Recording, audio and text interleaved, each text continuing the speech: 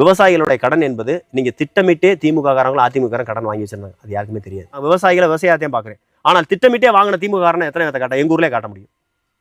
நம்ம ஆட்சி, இந்த ஆட்சி முடியும் போது விவசாய கடன் ரத்துன்னு சொல்லி வரும்.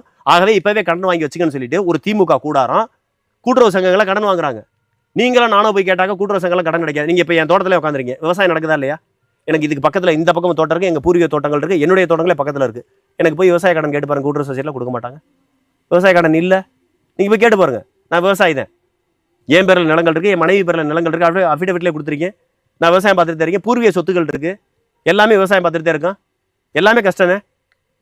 எங்களுக்கு யாராவது விவசாய கடன் கொடுக்குறான்னு இப்படி ஒரு வரலாறே இல்லை. எனக்கு விவசாய கடன் இது வரைக்குமே கொடுத்ததில்லை. நானும் எத்தனை முறை போய் பேசி பார்த்துட்டு. ஆனால் இதே ஆளுங்கட்சிக்காரன் போய் பாருங்க, சிறு குறு விவசாயின்னு ஒரு கேட்டகரி இருக்குது சகோதரர். 5 ஏக்கருக்கு கீழே இருக்கவங்க சிறு குறு விவசாயின்னு பார்ப்போம். இந்த 5 ஏக்கர் கீழே இருக்கவங்க எவ்வளோ கடன் வாங்கியிருக்கான்னு போய் பாருங்க.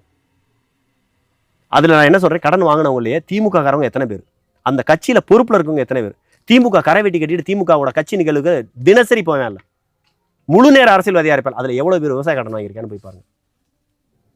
புரியுதுங்களா? அப்போ இதெல்லாம் நான் இன்னமும் சொல்கிறேன், விவசாய கடனை முழுமையாக தள்ளுபடி செய்யணும். அந்த விவசாய கடன் என்பது முழுமையாக தள்ளுபடி செய்யக்கூடிய நபர்கள் என்பது உண்மையான விவசாயியாக இருக்கணும். ஏன்னா திமுக தன்னுடைய ஆட்சி காலத்தில் இந்த கடன்களை பூரா தள்ளுபடி செய்யும்ன்ற நம்பிக்கையில் உள்ளூருக்குள்ள இருக்கக்கூடிய கிளை செயலாளர், ஒன்றிய செயலாளர், ஊராட்சி செயலாளர் அல்லது அவர்களுடைய சகாக்கள், கட்சியினுடைய முழு நேர பணியாளர்கள், இவர்கள் எல்லாருமே திட்டமிட்டே அவருடைய அதிகாரத்தை பயன்படுத்தி கூட்டுறவு துறையில், கூட்டுறவு வங்கிகளில் மிரட்டியே விவசாய கடன் வாங்கி வச்சிருக்காங்க. இன்னும் சொன்னால் நகையில் அடமானம் வச்சிருக்காங்க. நாளைக்கு விவசாயத்திற்கு நகை கடன் தள்ளுபடினாலும் அவங்களுக்கு தான் போய் சேரும். இது பூராமே திமுக அதிமுக திட்டமிட்டு அதை செய்வாங்க. அது மாதிரி ஆர்டிஃபிஷியலாக செயற்கையாக வாங்கப்பட்ட விவசாய கடன் நிறையா இருக்குது. அது மாதிரியான கட்சிக்காரனை கண்டுபிடிச்சு களையெடுங்க. அதற்கு பிறகு முழுமையாக விவசாயிகள், உண்மையான விவசாயம் அவனுக்கு முழுமையாக தள்ளுபடி செய்யும்.